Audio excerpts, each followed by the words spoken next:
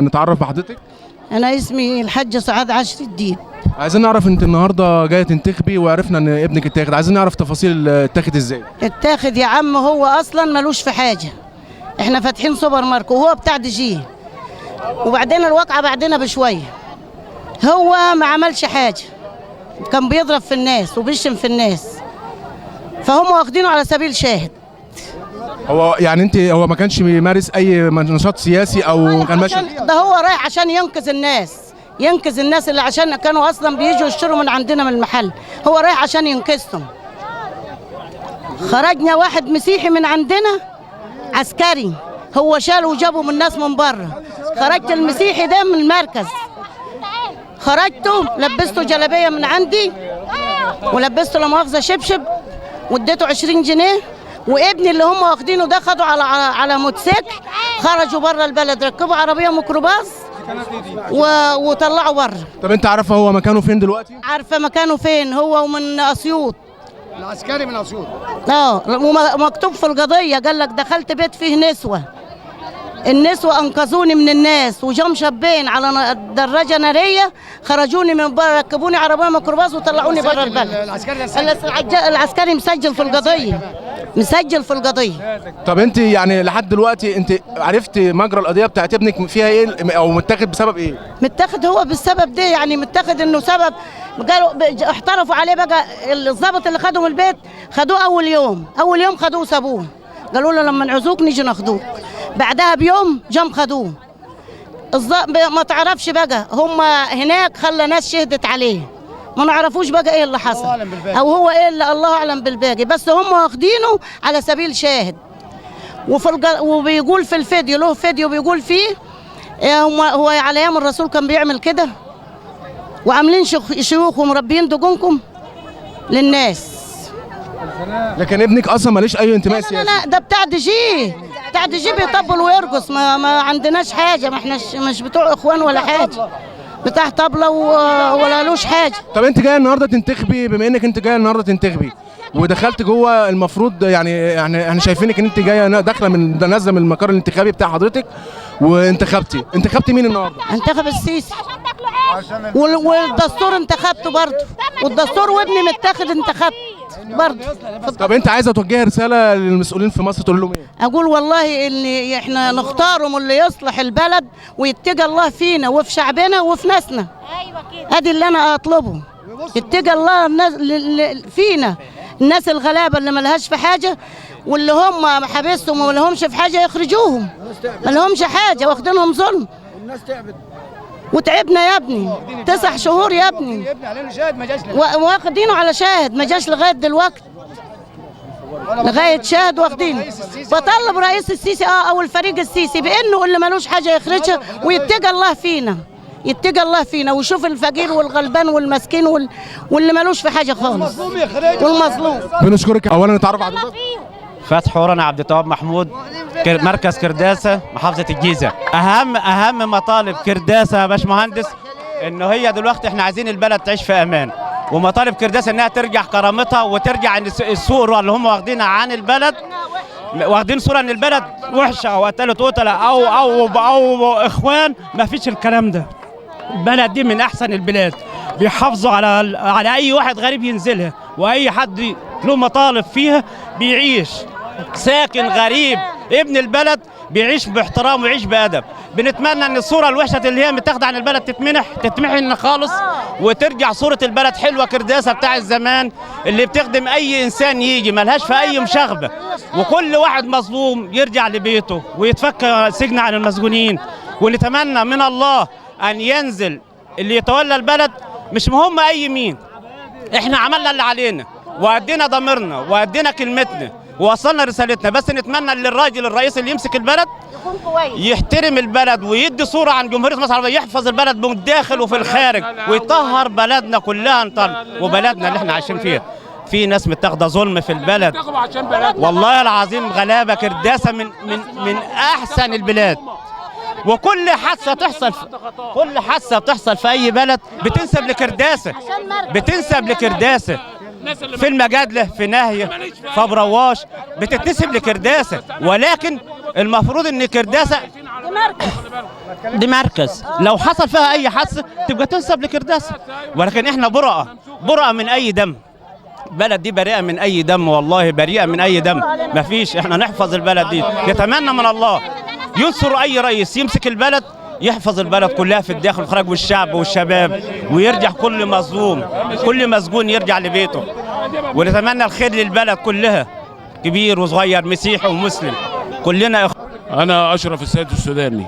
عايزين نعرف النهارده انت جيت انتخبت وعملت ايه النهارده في أنا جيت انتخبت وجبت مراتي معايا امبارح. أنا انتخبت وجبت النهارده مراتي تنتخب ليه بقى؟ عشان بلدنا، عشان البلد تستقر. كرداسة أنا ماليش دعوة بأي حاجة تانية، أنا ماليش دعوة بأي حاجة. البلد عندنا هنا انظلمت كتير، ولسه أنا عارف إن في إخوان فيها، انا ما بقولكش ما فيهاش اخوان، بس الناس اللي محبوسه ديك في ناس محبوسه وانا عارفها ان ما لهاش اي ذنب، ما لهاش اي ذنب. انا بكلمك بصراحه، موضوع المأمور، موضوع الناس اللي ماتت ديك احنا مالناش فيه، الناس اللي اتحبست دي ما لهاش فيه، متاخده ظلم.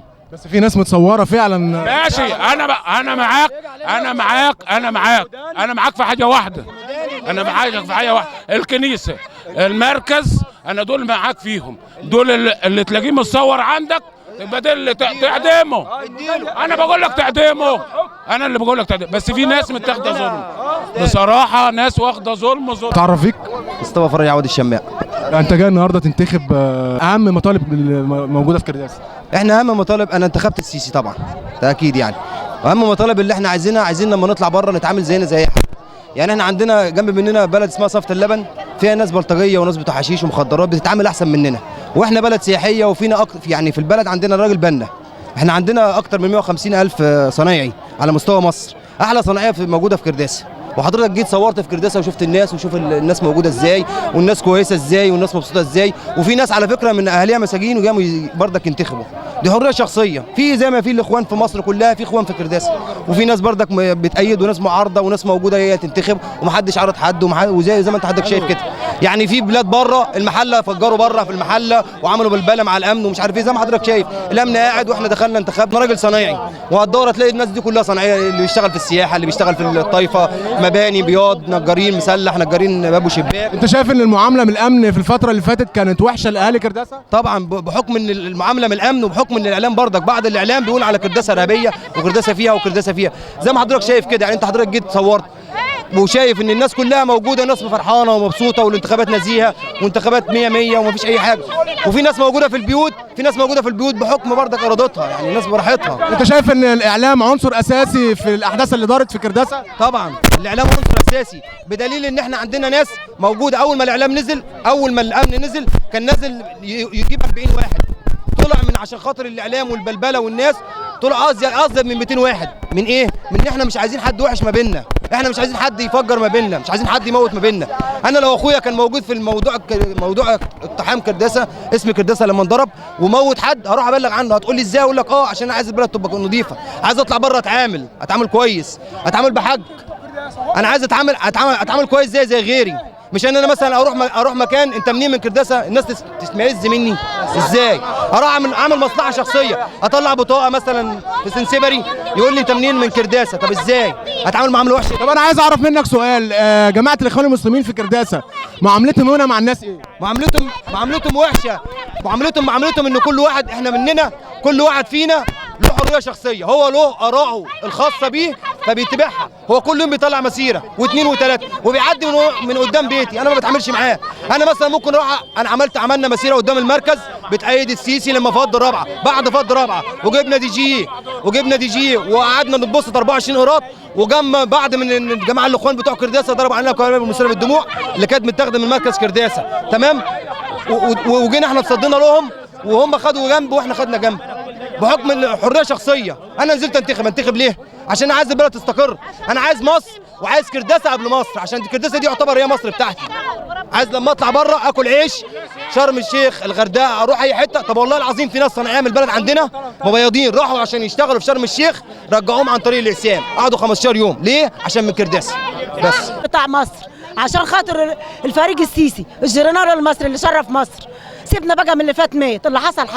احنا جايين ننتخب عشان البلد تنهض، ولا نقولوا اللي فات مات خلاص. احنا جايين عشان خاطر التراب بتاع الدياس بتاع مصر خلاص. بس هنا بيقولوا في ناس متاخده ظلم.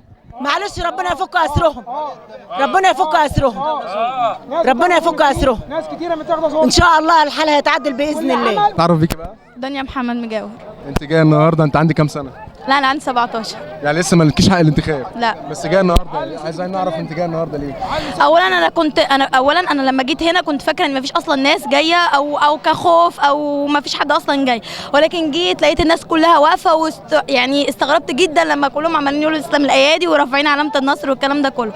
طلعت الانتخابات بصراحه يعني شكر جامد للجيش المصري ان هو نزل كرداسه بعد اللي حصل فيها وبعد اللي كان، فشكر كبير جدا. وبعدين انا عايزه اقول كلمه، ان اللي بيكره جيش بلده كانه بيكره نفسه. الجيش متكون من اخواتك وابوك وكل الناس يعني الجيش المصري هو مصر نفسها وكل افراد المصري. معامله الامن لاهل كرداسه هل هي اتغيرت بعد حادث كرداسه؟ اقول لحضرتك حاجه، الناس كلها كانت خايفه. لو سمحت الناس كلها كانت خايفه من نزول الجيش لكرداسه، ولكن اكبر دليل ان الجيش ما بيقدرش يعمل حاجه لشعبه ان هو نزل. ما فيش طفل اتجرح ولا في حاجه حصلت، حتى الناس اللي اتاخدت من بيوتها اتاخدت وما فيش اي حاجه حصلت حتى لاهلها. بس فديت عايزه بس نقول ان الجيش المصري طول عمره هو جيش كويس حتى الشعب. حاجه نجيه. انت جيت اتنخبت النهارده؟ ايوه يا حبيبي. انتخبت مين بقى؟ ان شاء الله الرئيس السيسي. ايوه. طب انت جايه تنتخبي الرئيس السيسي النهارده ليه؟ واحنا عايشين في الامن والامان والجيش وكله هو اللي حارسنا. احنا بننام ونصحى وقلبنا جامد بالجيش، ما نتحرموش منه وينصرهم يا رب ويصلح حال البلد. واحنا من امبارح واحنا في عيد، يعني البلد كلها من امبارح واحنا في عيد، والهلا فرحه، يعني هلا كده فرحه هلا على مصر من امبارح كده، والفرحه كده هلا والسما منوره. اطلب ايه؟ اطلب ان ربنا ينصره ويصلح حال البلد ونعيشه في امان والشباب يشتغل ونعيشه في امان وربنا يحفظه في حفظه وهو خير الحافظين. ربنا يحفظه هو والجيش في حفظه وهو خير الحافظين. شكرا لمنصور. ونطلب من الرئيس الجديد ان شاء الله ايا كان، واخد بال حضرتك، ان هو يعني ينظف البلد، واخد بالك، من السلاح والمخدرات.